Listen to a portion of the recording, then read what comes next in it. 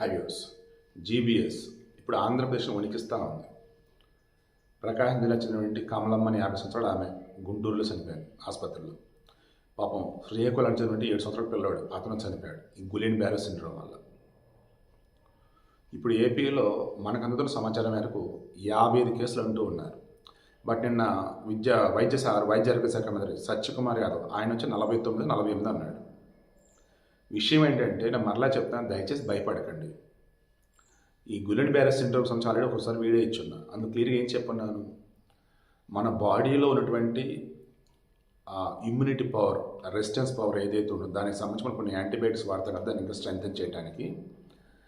Antibiotics తేడా కొట్టినప్పుడు అవి వచ్చేసి మన బాడీలో ఉన్నటువంటి రెసిస్టెన్స్ పవర్ మీద దాడి చేస్తుంది. ఆ మూమెంట్లో నాడీ వ్యవస్థ, నర్వ్ సిస్టమ్ మీద దాడి చేస్తుంది.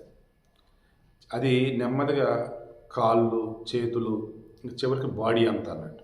ఏ రకంగా తిమ్మిర్లు మొదలవటాలు, మజిల్ నొప్పులు, నడవలేకపోవటాలు వల్ల కాదనమాట. మొదట వచ్చేసి జ్వరంతో అన్నట్టుగా స్టార్ట్ అయ్యింది, జలుబుతో అన్నట్టుగా స్టార్ట్ అయ్యింది, ఒక్కరికి ఒక్కలాగా.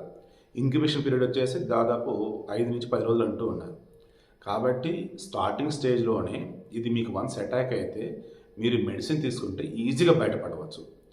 ఈవెన్ వైద్యారోగ్య శాఖ మంత్రి చెప్తుంది కూడా, ఒక్కో ఇంజెక్షన్ 20,000 రూపాయలు. ఏపీలో ఆసుపత్రులు వచ్చేసి కడప, అనంతపురం, గుంటూరు, రాజమండ్రి, కాకినాడ, ఐ థింక్ వైజాగ్ ఇంకోటి అనుకుంటా. అన్ని ఈ ఆసుపత్రుల్లో 749 ఇంజక్షన్లు రెడీగా ఉంది.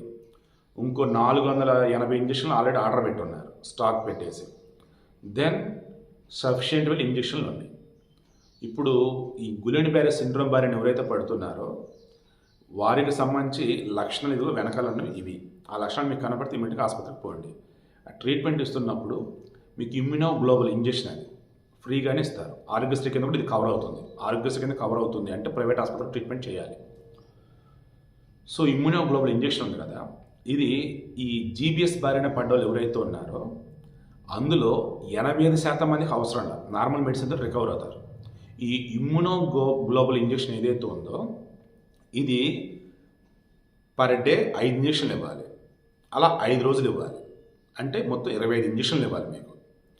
దానికి తగ్గట్టుగా ఇంజక్షన్లు ఉన్నాయి.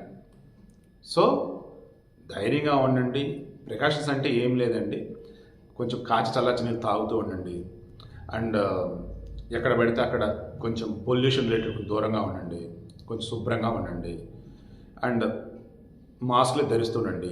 అన్నిటి సంగతి నేను చెప్పేది అవసరం లేకుండా యాంటీబయాటిక్లుగా వాడకండి. యాంటీబయాటిక్లు నిజంగానే మెడికల్ షాపులలో ప్రిస్క్రిప్షన్ లేకుండా ఇవ్వకూడదు. చాలామంది మెడికల్ షాపులలో వెళ్ళి అడగగానే యాంటీబయాటిక్లు ఇచ్చేస్తూ ఉంటారు. అరే నాయన, జలుబు దగ్గు కూడా యాంటీబయాటిక్లు ఇచ్చేస్తున్నారు ఇప్పుడు. అది చాలా ఉంటుంది, దాన్ని అది నేరం అది. సో వీడియో క్లోజ్ చేస్తున్నా. భయపడాల్సింది ఏమీ లేదు. మన మెయిన్ క్యాటలిస్ట్ ఎస్పీలో ఫస్ట్ వీడియో ఇది ఇద్దాం అనుకున్నా, బట్ సుగలి ప్రీతి వీడియో ఇచ్చున్నాను అందులో. అందుకని ఇందులో మన క్యాటలిస్ట్ డివోషనల్ ఈ వీడియో ఇస్తున్నాను.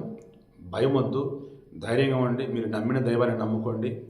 ఇన్ కేస్ మీకు సిమ్టమ్స్ ఏదైనా జీబీఎస్ తాలూకు సిమ్టమ్స్ చూపిస్తే ఆ వెనకాల చూపించినట్టు ఇమీడియట్గా ఆసుపత్రికి వెళ్ళండి, అడ్మిట్ చేసుకుంటారు, ట్రీట్మెంట్ ఇస్తారు. భయాందోళనగా వద్దు. సరిపడే ఇంజక్షన్లు కూడా ప్రభుత్వం దాని దగ్గర చర్యలు కూడా తీసుకుంటూనే ఉంది.